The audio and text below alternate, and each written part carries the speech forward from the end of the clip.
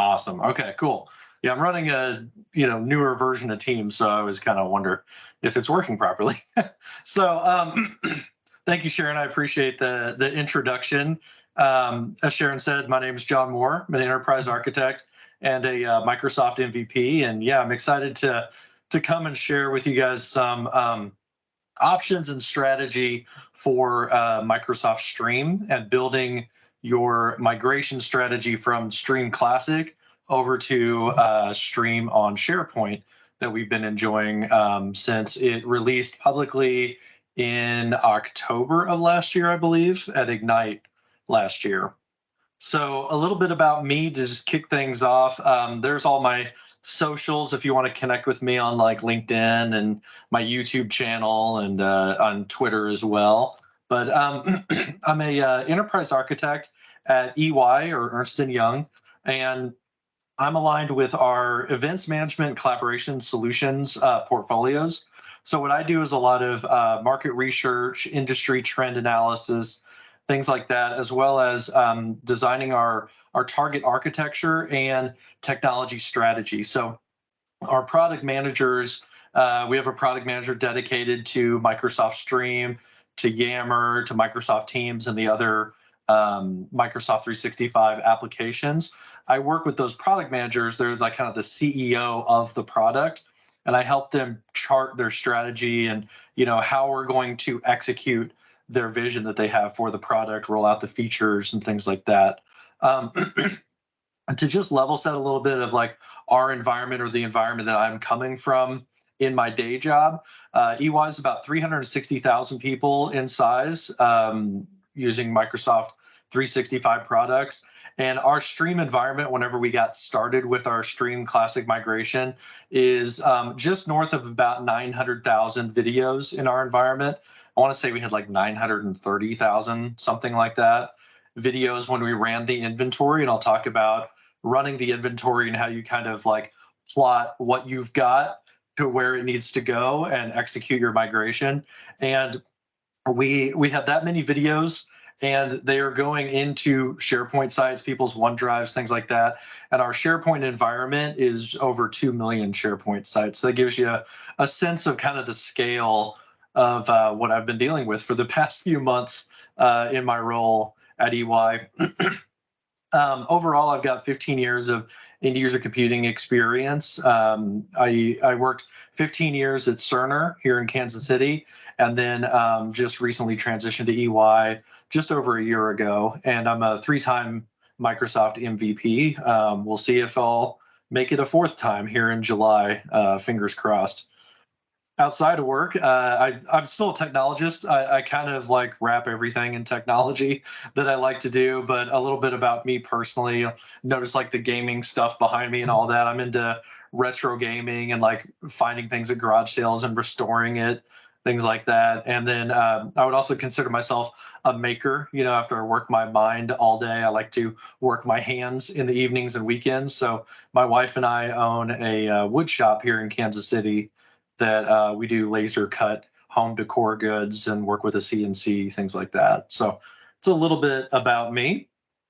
And what we're going to cover today is I wanted to start out with a little bit of a Stream on SharePoint overview. What is it? What are the benefits? Why move to Stream on SharePoint? Then talk about how to execute the migration strategy, how to plan that out, how to get it done, and what to do afterwards. And then looking back on our migration, we're hoping that we're wrapping our migration up by this Friday. So I've got some lessons learned from my experience, what went right, what I would do again. And if I had more time and, could do it over again, some things I would do differently as well. And then leave you guys with some resources where you can, take your journey into Stream on SharePoint. So to get started, just an overview of what is the new Microsoft Stream. We've been hearing about it for about 2 years now, that this new Microsoft Stream, is it Stream 2.0? What's it going to be called? It was christened the name Microsoft Stream on SharePoint in parentheses at Ignite last year. And that's whenever it hit general availability. And the idea is that after Classic goes away, over time, it will just be Microsoft Stream again. So that little caveat on the end there is just during our transition time. And exactly what is it? Essentially, it's really easy at its bare components. It's your videos treated like a document, like everywhere else on OneDrive and SharePoint, which means the sharing is the same, the capabilities, the compliance, things like that are similar to what we have in the mature SharePoint platform. So it's stored on SharePoint or on your individual OneDrive, depending on where you upload your video, and it gives this deep Microsoft 365 integration. My friend Mark Miraz, who is in the product group at Microsoft, he has this great visual where they talked about, in Stream Classic, if they wanted to add a new feature, they would have to basically start from the ground floor and add that, because it wasn't integrated. They didn't get to, inherit the benefits of using the 365 platform for the storage, because it was an Azure Media Services. And whenever that has migrated over into SharePoint, it lights up all of these deep integrations with Microsoft Teams, with Yammer, with all of these other applications that they don't have to build separately every time. So it's less of a lift to get more modern features. The benefits we get out of that, like I mentioned, it's that SharePoint maturity that we have. You get your built-in like lifecycle management, the ability to take care of orphaned groups that have been abandoned, do e-discovery and other governance things that you need to do, file retention where files are automatically deleted after a certain period of time. All that stuff is baked into SharePoint Online. So by putting our videos there, we get to inherit all of that great stuff. And then at the end, one of the biggest takeaways that my users have is that it's a consistent sharing experience. It's not different than the rest of your files on SharePoint or OneDrive. It's the exact same UI, so it's very easy to share something if you need to, and you can even share externally now. And then some benefits we have above Stream Classic are we now have native chapters inside of Stream on SharePoint. So if you're familiar with Stream Classic, it was kind of a hacky way of doing it before, where we would take like a timestamp in the video and we take several timestamps, put those as like a table of contents in the description. And then that description was basically below the fold, right? You had to scroll down to see the table of contents and jump to the places in the video. Well, now it's a native built-in feature for the player in Stream on SharePoint. So you have this beautiful UI across the side where you can add new chapters, put in the timestamp, and then it actually sections up the timeline. You can kind of see that here where you have different sections of your video. So it's all very natively built out. And even whenever you embed that video in another place outside of the 365 suite using like HTML, you get all of those features like chapters, like watching the transcript, being able to search the transcript. All that stuff is embedded in the player natively now. So that's great. And then the last kind of crowd pleaser that I've found in our experience with driving adoption over the past like 6 months is the new web recorder. This is powered by not Clipchamp, the Flipgrid that Microsoft acquired about 2 years ago, I think, or 3 years ago at this point. So that gives you the ability to have a better recording experience. You can cut yourself out, put yourself on top of your screen. There's some built-in music that you can have for background music, enhanced trimming capabilities, cool stuff like that. So I encourage you, if you haven't yet, to check out that enhanced web recorder. And I saw it on the call here. Let me look at the participants. If she's still on here, where's she at? I think she was on here, but Heather Majors, look her up on YouTube. She has a great video about how to use that web recorder for Stream on SharePoint. So check that out for sure. So to lay a little bit more of the baseline of like what we're doing with Stream Classic versus Stream on SharePoint, something that helped my users a lot with understanding this new world is what the organizational structure, kind of what does it look like underneath the covers. And if you're familiar with Stream Classic, you're familiar with the idea that you have stream groups and you have your individual user videos, like you upload a video to your own stream account. So inside those groups, you can organize your video into things called channels. And channels are just a loose way of organizing your videos and kind of associating them with one or more channels. And that's where your videos like physically live, was in that construct, as well as in your user account. If you didn't associate it with a channel, then it was just in your user account by itself. So the group is the parent of the channel, and the permissions are at that group level itself. And then the channels are just simply an easy way to organize your videos and kind of give it some kind of structure, right? To get lists of videos that are associated with each other in a channel. And then anybody could just upload to their own account if they wanted to and share ad hoc. So when we translate that over to stream on SharePoint, you'll find that it's not really that big of a lift to say, hey, you need to learn this new structure, because it looks very, very similar. We have our SharePoint site and we have our OneDrive. Inside of SharePoint, you can use folders. There's other tactics as well. If you want to get really complicated with it, you could use metadata tags. You could use document libraries, things like that. But at the end user level, I found it easiest to say, my recommendation is, I think you should generally put things in different folders. Those are the equivalent of your channels. It's just how you organize your videos. And then if you have individual videos you want to upload, you can put those on your OneDrive and you can do ad hoc sharing like you did before. But the folders are basically a great way to organize your videos. Now, at the general, out of the box, the SharePoint site provides the permission structure for the videos that are on that SharePoint.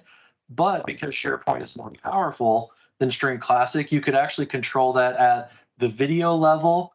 You could control permissions at the folder level or at the site level. So you have a little bit more, optionality and granularity that you can do for setting up, who has access to what type of videos in your SharePoint. But at a basic level, if you just think about it very similar to Classic, it makes this transition a little bit easier in a lot of people's minds. So that's the overview of Stream on SharePoint, kind of behind it. What does it look like, whenever you're using Stream on SharePoint? Now let's talk about the migration strategies for us admins, or our fellow administrators, kind of how we plan this out. So like all migrations, there are 3 high-level steps, which is very, very basic, but you've got your pre-migration planning, you've got the actual migration steps and running the migration tool that we'll talk about, and then what you do after the migration to kind of, finish out your swing and end this thing really well and follow through. My recommendation is to spend most of your time in the pre-migration planning phase, because the more time and the more strategy that you develop within the pre-migration, the better time you'll have with the actual moving of the data, and it will shorten your road, your ramp to get over to the stream on SharePoint, so that you can enjoy those post-migration steps afterwards. So my recommendation, probably spend 2/3 of your time on the planning, spend 1/3 of your time on the migration itself, because once you get rolling, it's really pretty simple in the execution of the migration. It's not a super technical type of migration. So most of my time is spent in the pre-migration planning. What tools do we have available? How do we execute this migration? Well, the first step is you're going to want to check out at the link at the end of this slide deck. There's an inventory and migration report, and that is a PowerShell script that you'll download from Microsoft. And then a stream administrator will run that against your environment, against your tenant. And what that does is it provides some CSV files for you that basically show all of the videos in the environment, what type of video they are, the number of views, when it was last viewed, who it's owned by, if it's a group or if it's an individual user. It gives you all the details of those videos in a CSV file. And my environment at EY, ours was so large that we actually needed 5 CSV files. So the environment was so big that it ran out of the physical size the CSV file could be, and there was 5 of them that we collated together. There also now is a new Power BI dashboard that Microsoft developed, and it's on the same page that you download the script. You can also get this dashboard template where you load your CSV file, and it will give you some pre-made reports and some pre-made visualizations to see what your environment looks like. And the way that Microsoft explains like segmenting your environment is something they call containers. So you have these different containers of videos, and the way that those are actually listed are you've got your Teams meeting recordings, you've got your user uploaded videos. So these are the things that somebody just uploaded to their own account and they shared it with people. You've got your group and channel videos. So these are videos that are owned by one or more Microsoft 365 groups. So they're not owned by a specific person. It's a group that owns it. And then there's company-wide channels, which are these are a special type of channel that you could let anybody create, or you could lock down the creation over in Stream Classic, but they're not associated with an M365 group. They're for the entire organization. So they're called a company-wide channel. Your stream-only groups, those are generally things that you have moved over from Office 365 video. So if you've been an admin in the video space for a while, you'll know that this is not the first migration we've done with Microsoft 365 when it comes to video. We actually had Office 365 video back in the day. We moved from that into Microsoft Stream. Now we're moving from Stream to Stream on SharePoint. So the way I liken these stream-only videos is this is the type of stuff that is like, whenever you move houses and you've got these boxes that you didn't unpack from the last time you moved, that's your stream-only group videos. It's the stuff that is so old that it's already moved one time. So probably not all that relevant anymore, but depending on your environment, it might be. And then you have what's left is orphaned videos.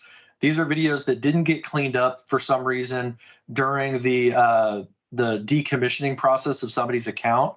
So they're videos that were assigned to somebody, that person left the organization, the account got cleaned up, but the video for some reason wasn't cleaned up. So nobody is an owner of that video. Nobody's responsible for it. That's an orphaned video container.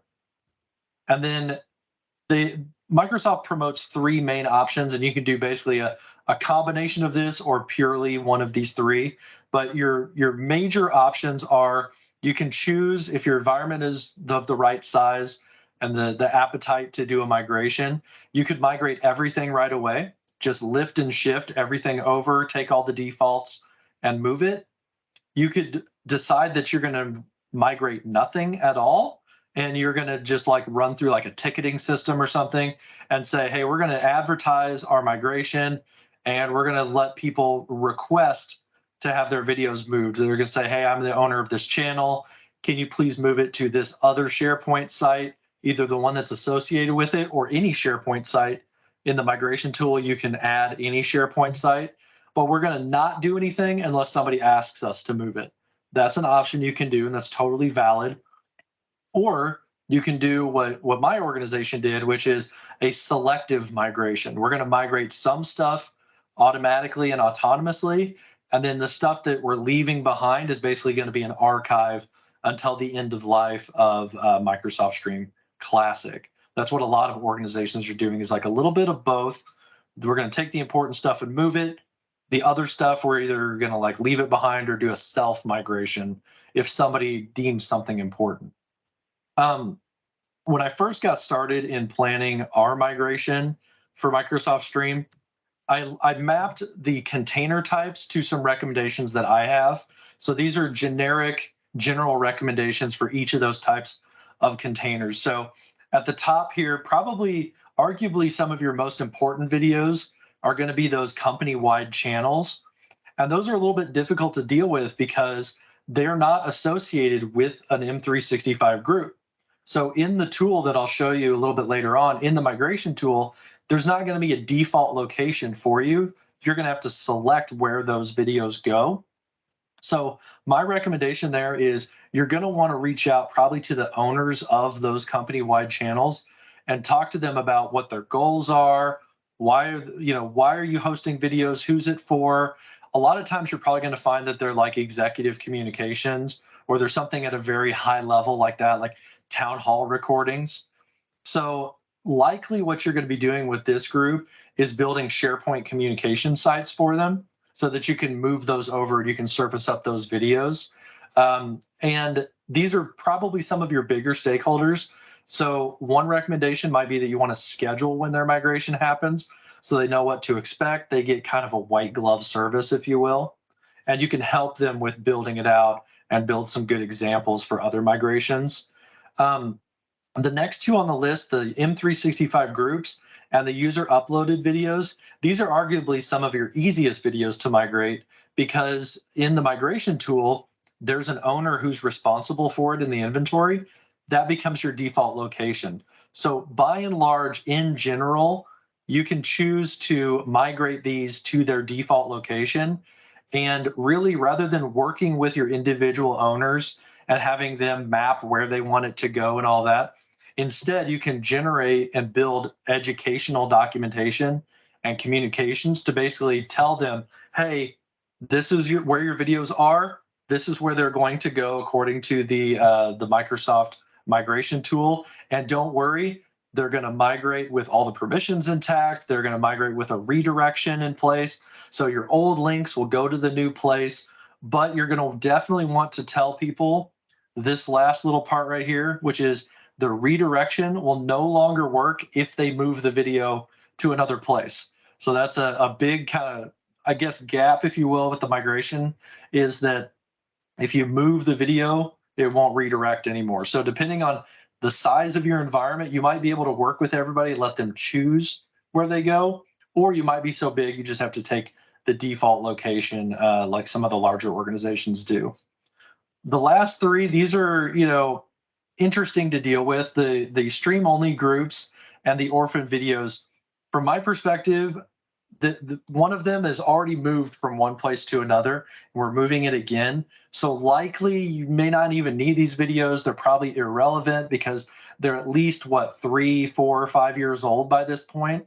So you might not need these videos. And likewise with the orphan videos, if that person went away, nobody's responsible for it, nobody can access the video, then the assumption is, well, probably something went wrong with the cleanup. So we probably don't need these videos either. So you could do one of two things. You could either not migrate those and let them kind of go away next February with the Stream Classic platform, or you could do what we did, which is stand up a SharePoint site as an archive site and just go ahead and move everything there just in case. That way, if somebody comes out of the woodwork later on and says, oh my gosh, where's this video? I can't find it. You could go look at that archive site and kind of do a best effort to try to find that video for them. So that would be something I would recommend, is it's a little bit more friendly to your users to go ahead and put it in an archive site in case you need it. But that also depends on like your appetite for retention and stuff like that. The Teams meeting recordings, I've seen this at multiple organizations already, but chances are that probably 90% of your environment is Teams meeting recordings. And depending on your retention policies, these videos might have already aged out if they had been in the new recording process, which is that when you record a Teams meeting, it goes to your OneDrive account, and then it gets a retention policy applied to it. I think the default is 60 days before that video goes away. So if you have a policy like that, you likely already would have expired these videos. So why move them just to expire them? The other thing is, if you want to be a little bit more user-friendly, you could decide that you're going to leave these behind, but you're going to tell your users how to migrate them, because nobody knows better than the person who recorded the meeting if they still need that meeting or not. Maybe it's for knowledge transfer or something like that. You could open it up to tell people, hey, here's how you download a video, move it to a location, probably a SharePoint site. If it's like knowledge transfer, it's important to the company knowledge, put it on a SharePoint site so that it's properly in the right place, and then you can share it out if you want. You can kind of do a grace period on that if you want to for your Teams meeting recordings. But my recommendation, by and large, if that's like 90% of your environment, you can avoid a lot of your migration by deciding that these videos are so old that they're irrelevant now according to default retention. So we're not going to move the meeting recordings. You could save yourself a lot of effort that way. So in the two areas right here, like the group videos and the user uploaded videos, this is the bulk of your migration, is line number 2 and 3. And when we were talking about this, in my environment, that was about 85,000 videos were left over in those two slices. And when we're looking at it, it's like, oh my gosh, that's a lot to look at, like lifting and shifting. How are we going to do that? And I was sitting in an airport thinking about how we were going to do this. And I realized, like, this is a problem that's solved by the airline industry already, right? They have boarding groups where they don't just load up the plane, all of a sudden, even Southwest, where it's like, the cattle car mentality of like everybody, it's a free for all to get your own seat. They structure it with A, B, and C boarding groups. So what if we mapped that the same way and we kind of sectioned out our users? So in the front, if you want to think about this in a structured way, in the front, you've got your crew. This is the people like the product management, your architects in IT, the people who are piloting and testing and trying to determine, like, is the feature set mature enough that we're ready for our organization to migrate? And it might not be, but in the past few months, a lot of things have come out. There's going to be a few features coming in July, like the new web part, the native stream on SharePoint web part for SharePoint pages. That might be what you're waiting for. Or if you need to have like native embed in PowerPoint, or you need to have trim functionality, you might wait until some of those things emerge possibly before you decide that you're ready as an organization. That's your crew. They're piloting this thing. Then your first class people, the people that you want to move early on, in my opinion, that might be your power users or your early adopters, your community of people who are very excited about Stream. They're your influencers. They're the people who kind of set the example, and they're usually fairly technical in, like, they're willing to get hands-on. What's great about moving these people first is they can volunteer for it, and you can work with them closely to build best practices and to develop champions. As you get further onto the plane, you're going to be moving people who did not ask to be moved, and they're not, maybe not going to be happy about the fact that you're moving their cheese, right? So what you want to do is build champions out of your early adopters. And this is something we did back in the day at Cerner. Was we were always thinking about, when we were doing a transformation project like this, we were always thinking about how we could get success stories. And we had a few fantastic communicators in our adoption team under Lance Yoder and Jim McFarlane, who are on today, where they would take those early adopters, they would interview them about how did it go. They would build a success story as a SharePoint news post and then publish that right as the big group was going. That way, that group could read about, hey, it's not that big of a deal. Everything worked great. This is what we love about it. You're kind of like, reinforcing with positive messaging, which is good. Then your next group that you're going to be boarding, I call this business class. These are some of your more important stakeholders, but they're not necessarily the people who are super excited about migrating whenever, like, it's a little bit shaky, right? And you're learning what your best practices are. You learn from your early adopters so you can apply it to your business class people. And these are your communication teams, the CEO communications team, the executive messaging, things like that. I like to separate them out and call them business class, because you can give them white glove service. You can tell them, hey, you're so important to me that I want to meet with you. I want to, develop your strategy alongside you, answer your questions, and I want to kind of, make you feel good about this migration. And then whenever it's your turn to migrate, we're going to tell you when it's going to happen so that you can check afterwards. You can make sure that everything's okay. And if it's not, you've got a lifeline, right, to get back to the technical team. You don't just end up like in the support queue for like why the CEO's town halls aren't showing up for some reason. They don't have to wait in the queue with everybody else. So you avoid some of those weird issues for special people, because it never fails. Like, back in the day, our CIO used to joke that that like if something is going to go wrong, it's going to happen to him, right? So your people that like you don't want something bad to happen, you're going to give them more attention. Then you're going to do everybody else in coach, right? That's the remaining groups and users that are just in those default locations.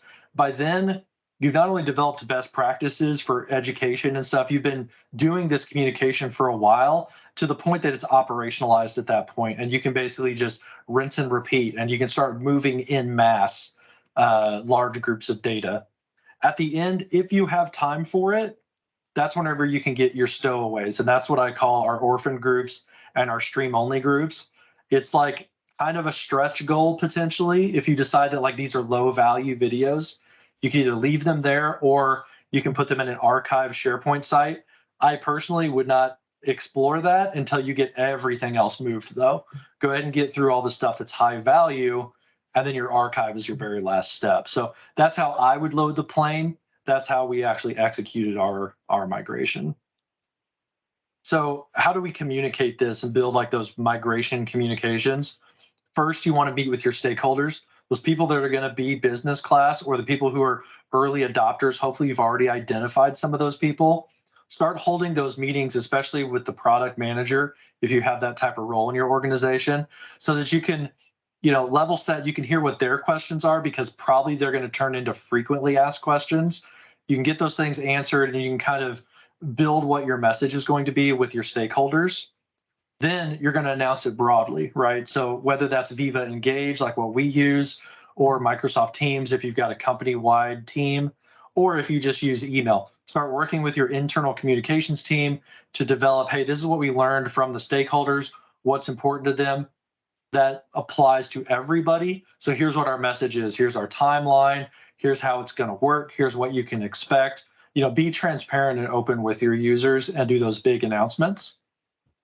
Something that you can do in the tool that you'll learn from the Microsoft documentation is that you can publish a banner. We did this on the day that it went generally available back in October. We published a banner that they even have sample text available to you, where you can say, hey, this is what is happening. We're getting ready to execute a migration. Click here to learn more. You can have it go to your Yammer community if you want. But you want to start putting a banner on stream so it's in people's faces whenever they navigate, in case they didn't get the announcement. Then this is something that we didn't do in my organization, but you can start hosting like lunch and learns, things like that, to start building your adoption story and start doing demos and stuff like that. Lunch and learns is a great way to do this. If you've done any other migration or adoption of like Yammer or Microsoft Teams, probably familiar with doing classes. And then what we did, we leaned really into the adoption content side. For my organization, we have a Viva Engage community called Stream 101. And that Stream 101 group has an associated SharePoint, right? Because it's an M365 group. So we already had a community to announce to. We already had users in a place. We started then using the SharePoint to not only hold frequently asked questions, but also we started using the features in Microsoft Stream to record quick tips and tricks, how to do things in Microsoft Stream. We recorded it ourselves to kind of like live through that. And I guess the term is eat your own dog food. We ate our own dog food. We published on our SharePoint site so that we could say, hey, we're using this tool too. We know the best practices and we can help you along. And then finally, you can also link out from your adoption site to Microsoft resources as well. There's great Microsoft docs out there at learn.microsoft.com that you can link to and not recreate the wheel if you need step-by-step documentation. So in driving adoption, like we've done the communications, we've executed like how this is going to work and set the expectation for everybody. Now we want to start moving over the usage to stream on SharePoint. We have a couple tools that are available from Microsoft to do that. The first one is you can go on your SharePoint settings as a SharePoint administrator, and you can set the app tile for stream. So if you're on office.com, you click the waffle in the upper corner, that tile that says Microsoft Stream, you're going to want to change that to go over to stream on SharePoint. I think that's the default right now, but if you've gone and like selected that to be classic, you're going to set it to on SharePoint so that people start going that direction from the Office website. Then kind of your hammer that you've got is that you can block uploads on the Stream Classic site. So you do that as a Stream administrator is you say, hey, everybody, we're going to start using SharePoint. This is the default location. We've got our banner up at the top. And now we're going to make that upload button not work anymore. So you take away upload rights. Now they have to use SharePoint or OneDrive. And if you're anything like my group, that is whenever you'll finally start hearing people be like, oh my gosh, how do I do this? You've done all this education for like 5 months by now. And now people start listening finally whenever you take away their ability to upload. So My advice, be ready for that with some support resources. This is where you start getting into change management, right? So what we did is we started hosting bi-weekly office hours in our environment to say, okay, we have cut off access to the old stream. You can still get your old stuff, but you can't upload anything anymore. We're going to start hosting office hours bi-weekly to, all the time zones that are relevant. We did Australia, UK, and the US time zones, and basically put forward experts to say, hey, here's our slide deck. We're going to go through the comms again for 15 minutes. We're going to do some demo, and we're going to do live Q&A. So we did it as Teams meetings so that people could share their screen. They could talk through those challenges they were having. We could help them live. We recorded that.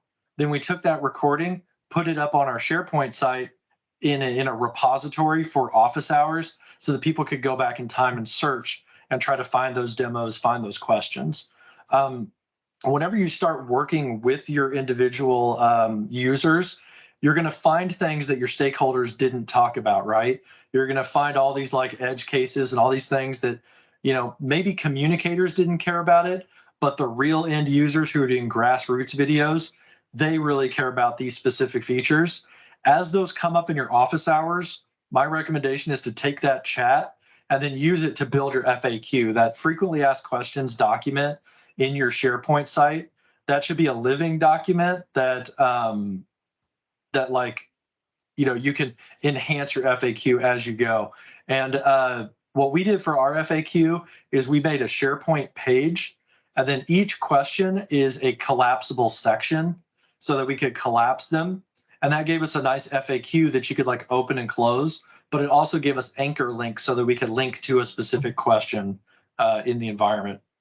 And then lean into your community support. If you're fortunate enough to have a Viva Engage group, or if you run through Teams, you might create a Teams channel to support this Microsoft Stream migration. Make yourself available to your community as well. So the migration steps, now we're at the point where we've done all of our planning, our strategizing, where, what our strategy is. It's time to actually execute the migration tool. That's broken into two main sections. There's the scanning area of the tool, and then there's the migration area. And you get to this through the SharePoint admin website. So you go into admin.sharepoint.com, there's migration tools, and then there's a bunch of tools available. The stream migration is one of those tiles. And when you open it up, the first thing you're going to do is scan your containers. And that's going to scan your environment and tell you all right, here's all of the individual groups and users and the channels that you've got, and who they're owned by, and how big they are, how many videos there are, that type of stuff. So you're going to find those containers, then you're going to select them, and you're going to add them to the migration tab so that you could build a job out of that. The migration tab, when you go to that, that's when you're going to select your destination for those containers. Now, if it's a user group or a channel group, like a M365 group, you'll get a nice default location, which will be that person's OneDrive or that group's SharePoint site. Then you can just select those, you can add them to a migration job and execute it. Then you can do your ones that are left, like your archive site, your company channel, company-wide channels, things that don't have an owner. They're not going to have a destination. So what's left is you'll start going through and mapping your destinations so that then you can execute those migrations as well. And really, once you do that, you just let it run, and you can just keep iterating through that list to get it shorter and shorter, according to your boarding group analogy. Here's the list that's in the first group. We're going to select those for scan, add them to the migration. We're going to do those first. Then we're going to move on to our business class people. That's a list in an Excel spreadsheet. We're going to grab those ones. We're going to migrate them. And then when we get to coach, we're going to just start doing en masse. We're not going to really look specifically at which groups they are. We're just going to take the default. That's one way that you can do your migration. Two big questions that come up. The first one is users are going to wonder what migrates with your video. This is a helpful chart that I created, but there's a Microsoft doc that I've linked to when I share the slides with you guys. You can get to this list directly. But your basic metadata, obviously the video itself, the name of the video, the description, who uploaded it, all that type of stuff, that comes over along with any transcripts that you had generated. Those will come, the thumbnail.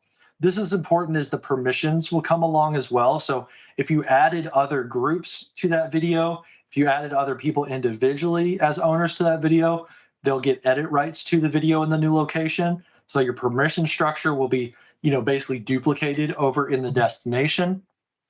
Your URLs, if you've got an old email floating out there from 3 months ago that has a link to a classic video, when they click on that link, it will go to the new location as well for them. So you don't have to worry about links breaking, at least not until February 2025, whenever Microsoft has said that they'll keep the redirection going 1 year after the end of life, which is the end of life is February 2024, which means our links will work at least until February 2025.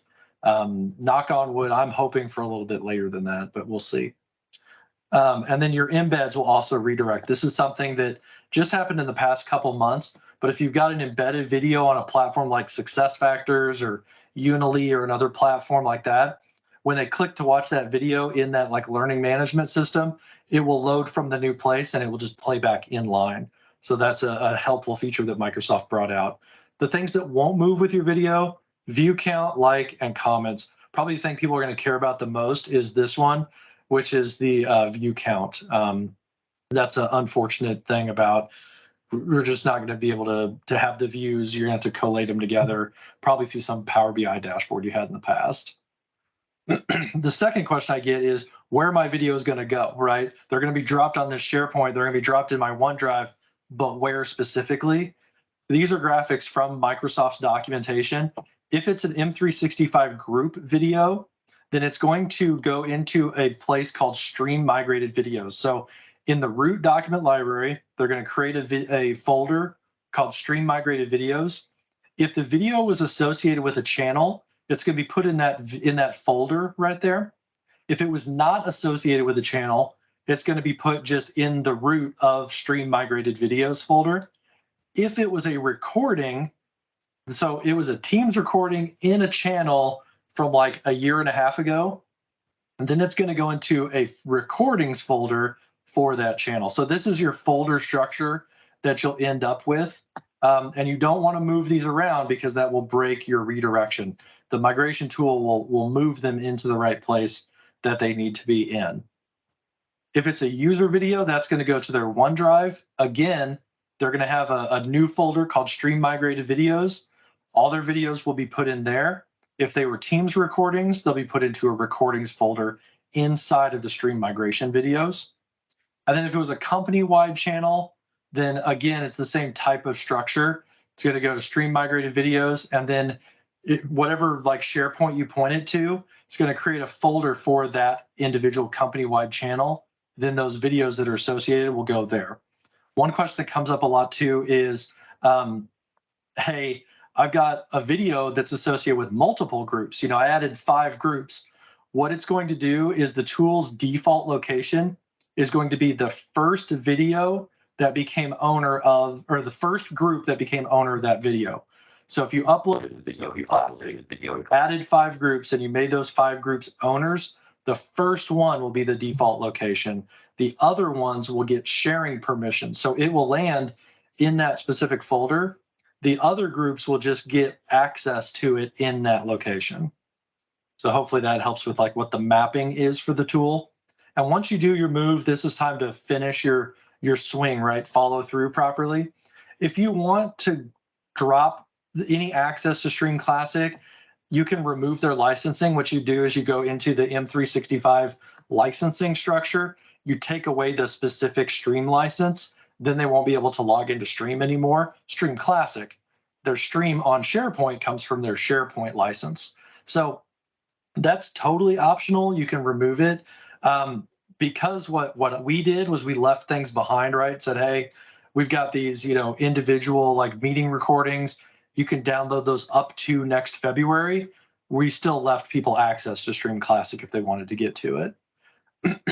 Another thing is be aware that your redirection will continue to work at least until February of 2025. So start building out your plan. Don't wait until like a month before.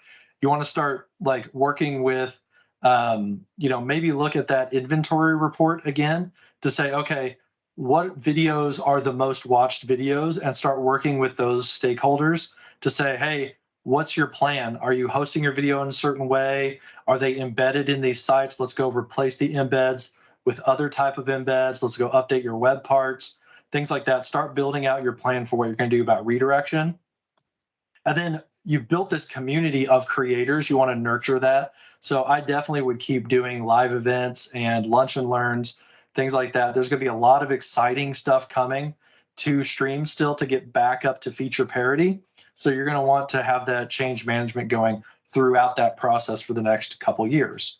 Then you want to track those features, right? If you're in product management, part of your job as the CEO of Microsoft Stream is to know about the features and deliver those features. And not only getting to feature parity, but really pay attention to where Microsoft is going beyond feature parity and adding something even better, right? Like we could do chapters in Stream Classic, but in Stream on SharePoint, we can do chapters even better. So really lean into like what's better about the new feature.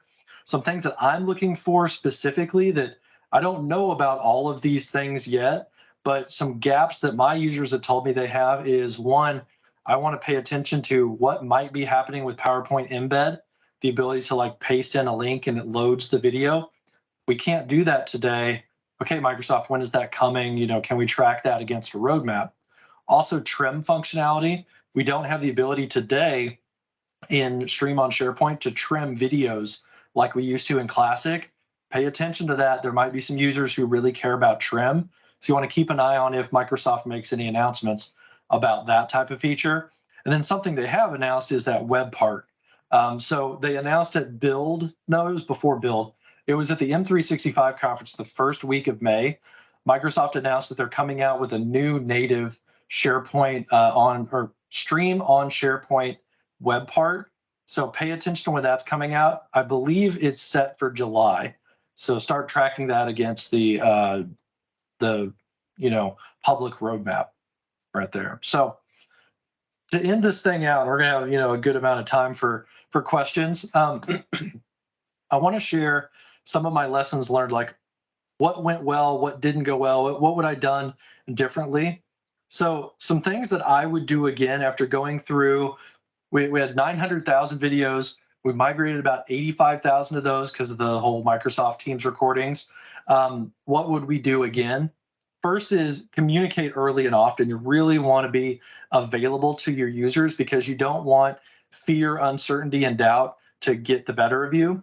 I think we did a really good job of that because what can happen if you don't communicate with your users is that the right person will get ticked off. They'll go up to their leadership, who will then jump over to your leadership, and then now you're in trouble. So if you're open and you keep those lines open at the base level with your end users, you can avoid all of that political fallout by just having open conversations and just saying, yes, we're moving. Yes, it might be painful in some ways, but we're going to get to a better place, and we're going to be here with you along the way. That goes a long way to helping people like adjust to this change. The next thing is I would definitely still give special attention to those VIPs. Find out who your influencers are. Use that inventory report to find out who has the most videos, and then become friends with those people so that you can help them through this process, and they can help support you publicly out on your Yammer site. Whenever somebody complains about it, you've got some helpers to come in and lift you up. The next is consider not migrating those Teams recordings. As of this point, those are at least a year and a half, if not 2 years old. So you probably don't need any of them. As Microsoft said, something like 90+% of Teams meeting recordings are not watched after 14 days. So take that statistic and use that to your advantage and say, hey, this is probably not something that we need to migrate for you. You can save about 90% of your migration by doing that. What I would do differently, there's 3 things that I would do if I had unlimited time to go back and do it again. One thing I would have liked to do would be develop a status tracking dashboard. There's going to be people in communications, people in leadership who want to know how it's going and where you're going with it.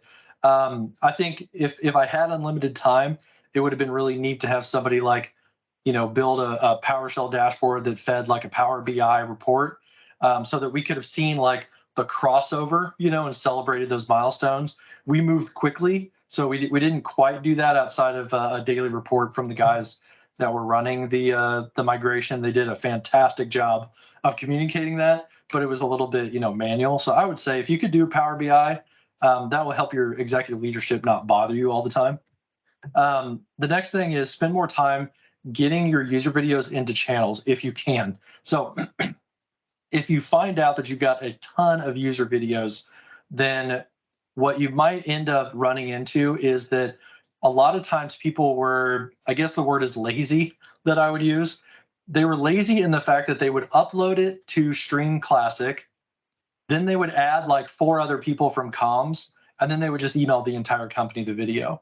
So if you find out that your communications teams were doing that a lot, the problem is if you just map those people over to the default, then those videos that are very, very important to the company, they're going to end up over in that person's OneDrive, and then that person in marketing leaves and those videos go away because their OneDrive goes away. So if you can spend more time really looking at the inventory and understanding what these videos are, so that you can kind of like raise the flag and say, hey, I see that you're in communications and you've got 85 videos. I don't want these to go to your OneDrive. Let's work on getting them over to a channel. If you can do that in Stream Classic, then they can just migrate with everybody else because there will be a default location that's in SharePoint, not in OneDrive. So I would spend more time up front getting things into channels if at all possible.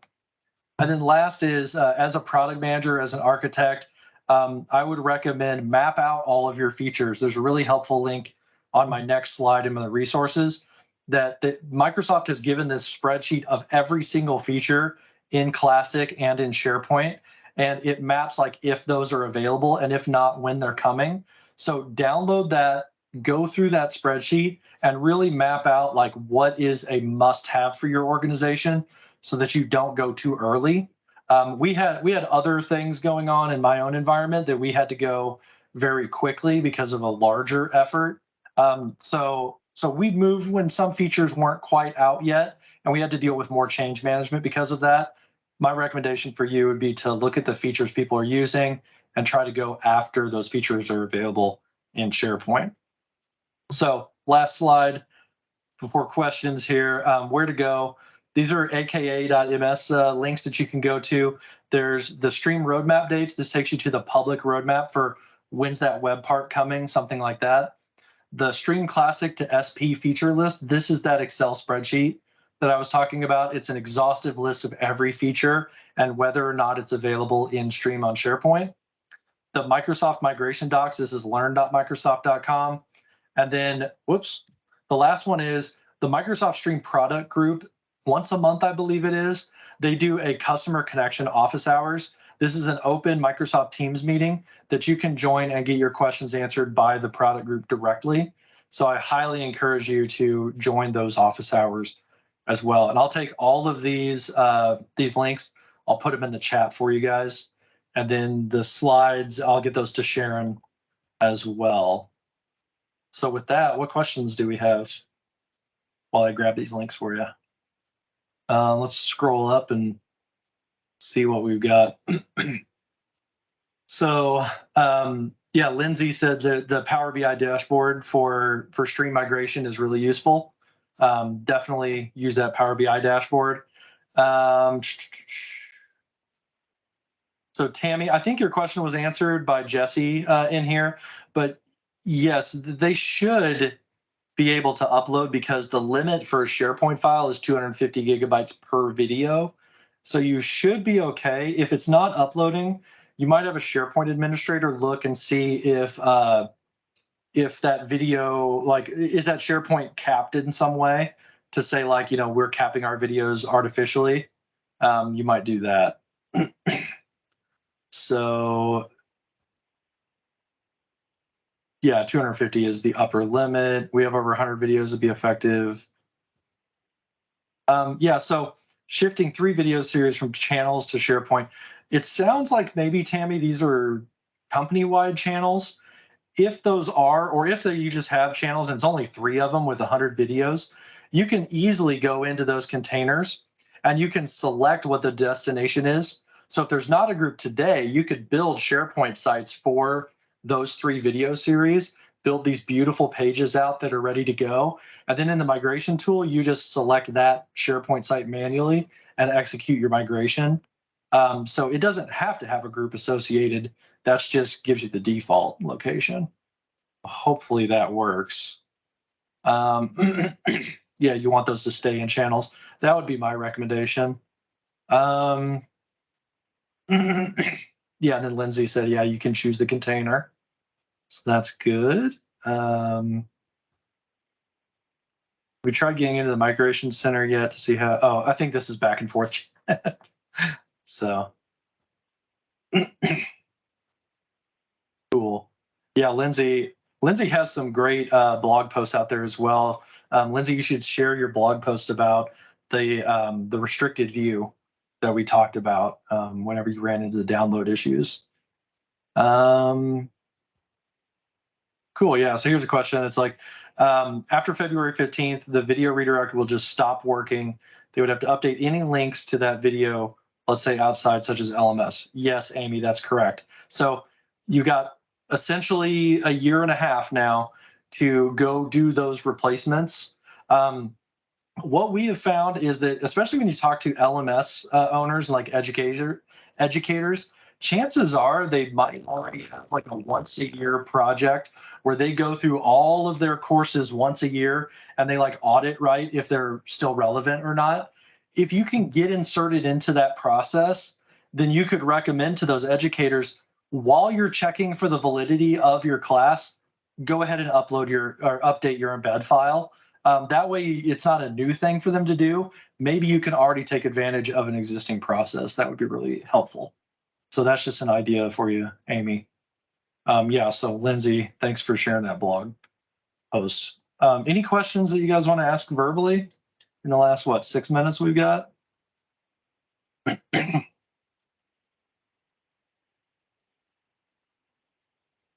like none. I'm grabbing these links for you guys to post out. Is a container a basic document library of assets, or what? Can we add custom metadata?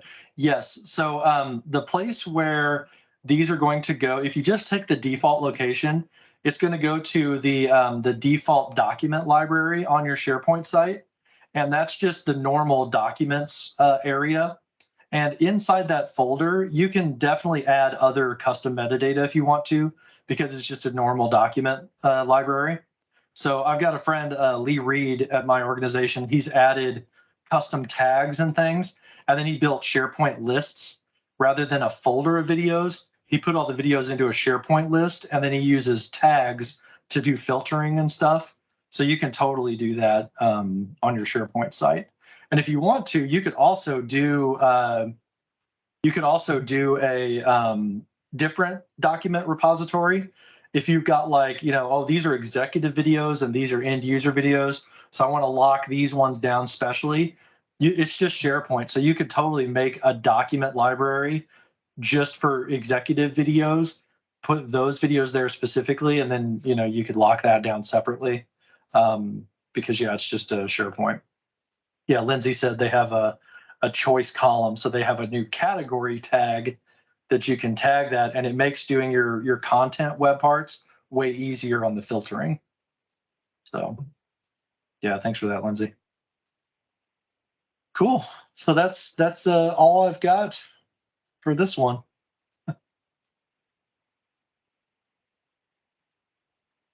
Cool. Any nuggets of wisdom you want to share, Sharon or Lindsay? Lindsay said she wanted to compare notes if you've on got how anything else went. you want to, if you got anything else you want to add, feel free to pop on and share it. I appreciate you being here and going through this and giving us an overview of your experience. I know Stream's definitely been its own special kind of special over the last few years. Yeah. Yeah. Sounds good. Okay. Well, thanks for your time, everybody. I really appreciate it.